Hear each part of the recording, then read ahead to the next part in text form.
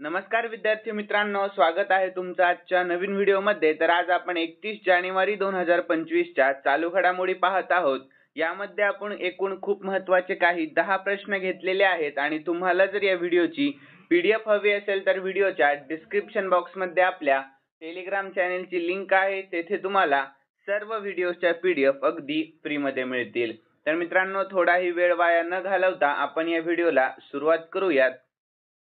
तर या अगोदर आपण कालच्या चालू घडामोडी पाहून घेऊयात। तर कालचा पहिला प्रश्न होता, कोणत्या देशात पहिला आंतरराष्ट्रीय पश्मिना महोत्सव आयोजित करण्यात आला आहे? तर नेपाळ या। यानंतर कोणत्या राज्यात किंवा केंद्रशासित प्रदेशात पंतप्रधान मोदींनी 38व्या राष्ट्रीय खेळांचे उद्घाटन केले? तर उत्तराखंड।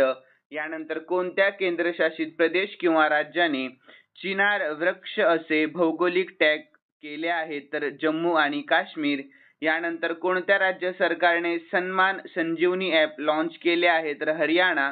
यानंतर आयसीसी पुरुष कसोटी क्रिकेटर ऑफ द इयर 2024 पुरस्कार कोणी जिंकला आहे? तर जसप्रीत बुमराहने जिंकला आहे। यानंतर 2024 साठी T20 international cricketer of the year म्हणून नुकतीच कोणाची निवड करण्यात आली? तर अर्शदीप सिंग यांची। यानंतर 28 जानेवारी 2025 रोजी लाला लजपत राय यांची कितवी जयंती साजरी करण्यात आली? तर 160वी। यानंतर industrial development bank of India म्हणजेच IDBI बँकचे MD आणि CEO म्हणून नुकतीच कोणाची नियुक्ती करण्यात आली? तर राकेश शर्मा यांची नियुक्ती करण्यात आलेली आहे। तर जानेवारी 2025 रोजी तरुण भारतीय गिर्यारोहक शिवांगी पाठकने कोणत्या देशाच्या सर्वोच्च शिखर माउंट कोशियस्कोवर तिरंगा फडकावला? तर ऑस्ट्रेलिया।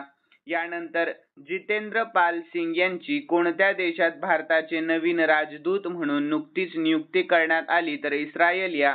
यानंतर शेवटचा प्रश्न होता कालचा, तर 29 जानेवारी रोजी इस्रोने श्रीहरिकोटा येथील सतीश धवन अंतराळ केंद्रातून कोणत्या मोहिमेचे प्रक्षेपण केले? तर 100वे मिशन। यानंतर विद्यार्थी मित्रांनो, आपण आजच्या चालू घडामोडी पाहूया। तर पीपल्स चॉईस अवॉर्ड श्रेणीमध्ये कोणत्या राज्याच्या झांकीला प्रथम स्थान मिळाले? तर योग्य उत्तर ऑप्शन ए उत्तर प्रदेश या। तर याविषयी महत्त्वाची माहिती पाहूया। तर प्रजासत्ताक दिन 2025 रोजी प्रसिद्ध झालेल्या उत्तर प्रदेशच्या महाकुंभ झांकीने 40% मतांसह पीपल्स चॉईस अवॉर्ड श्रेणीमध्ये प्रथम स्थान मिळवले आहे। तर गुजरात 35% मतांसह दुसऱ्या क्रमांकावर आहे, हेही लक्षात ठेवा। यानंतर उत्तर प्रदेश विषयी शॉर्ट मध्ये महत्त्वाची माहिती, राजधानी आहे लखनौ, सध्याचे मुख्यमंत्री योगी आदित्यनाथ आणि सध्याचे राज्यपाल आहेत आनंदीबेन पटेल, आणि राष्ट्रीय उद्यान तर दुधवा, पिलीभीत, राणीपूर वन्यजीव अभयारण्य।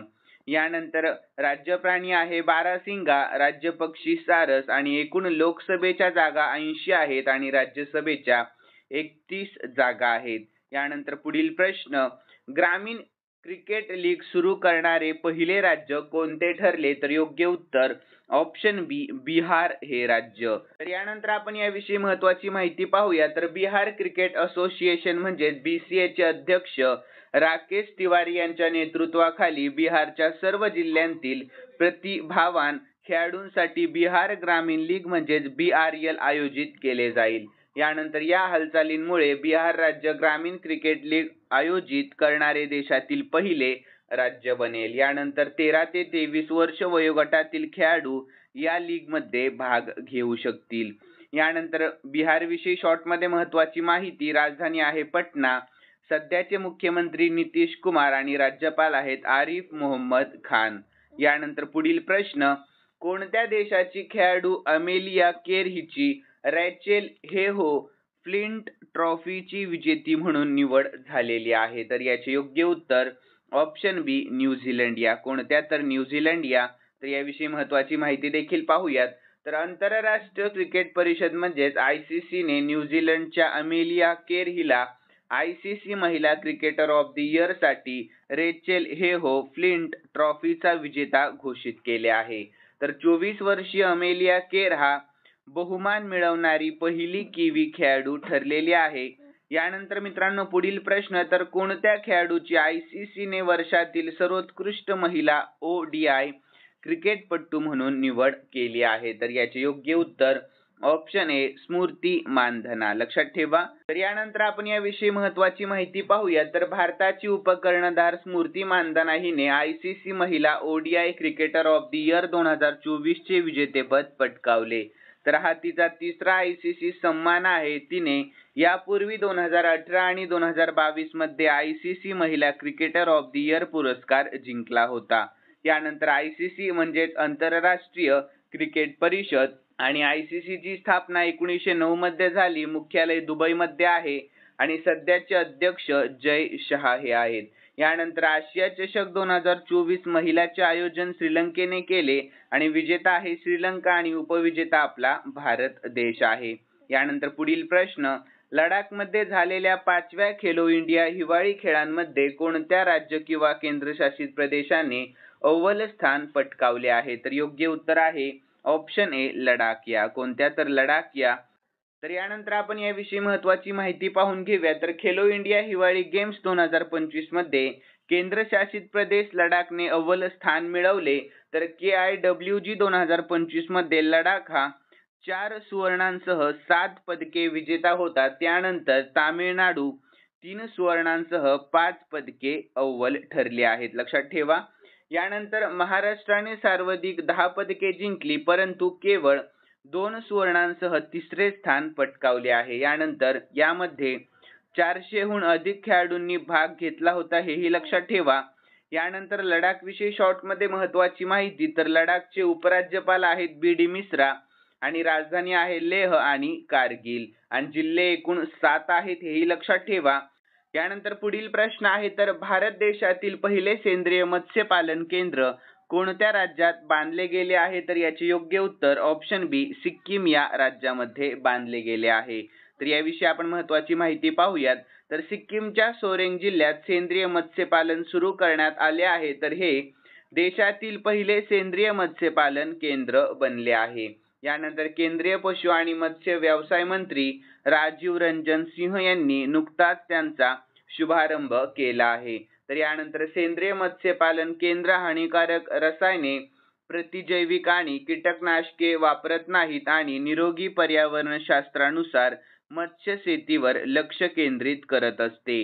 यानंतर सिक्कीम विषयी शॉर्ट मध्ये महत्त्वाची माहिती. राजधानी गंगटोक, सध्याचे मुख्यमंत्री प्रेम सिंग तमांग आणि सध्याचे राज्यपाल श्री ओम प्रकाश माथुर हे आहेत.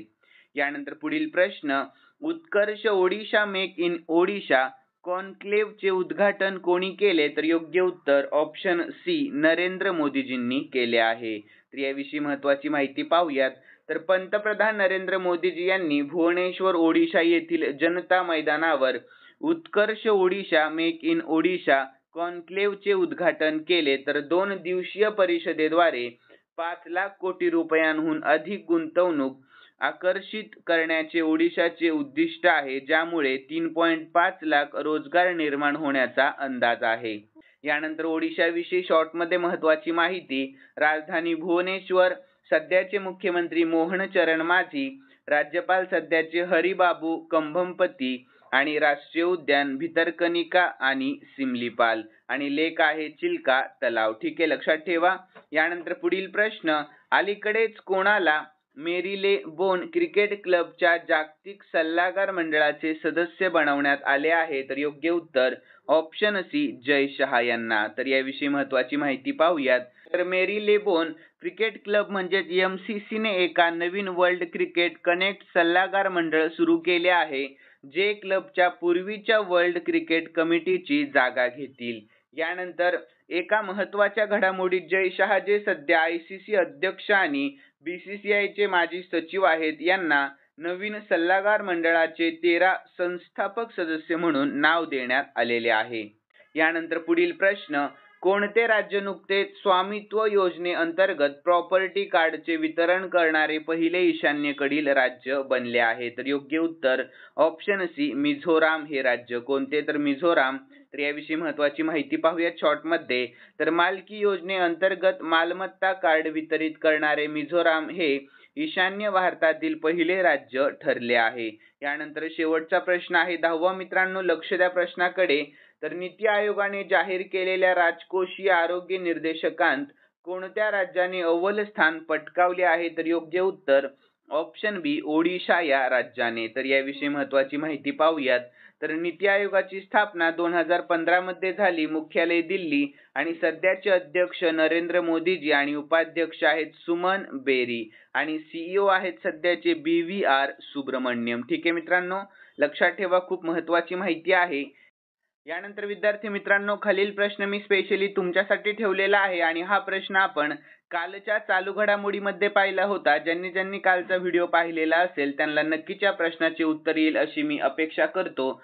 तर प्रश्न असा आहे, ICC पुरुष कसोटी क्रिकेटर ऑफ द इयर 2024 पुरस्कार कोणी जिंकला आहे? तर याचे योग्य उत्तर तुम्हाला आपल्या कॉमेंट बॉक्समध्ये सांगण्याचा प्रयत्न करायचा आहे. आणि तुम्हाला जर आजचा व्हिडिओ आवडलेला असेल तर नक्कीच या व्हिडिओला लाईक करा आणि सबस्क्राईब करायला अजिबात विसरू नका. तर चला भेटूयात नवीन व्हिडिओमध्ये. धन्यवाद.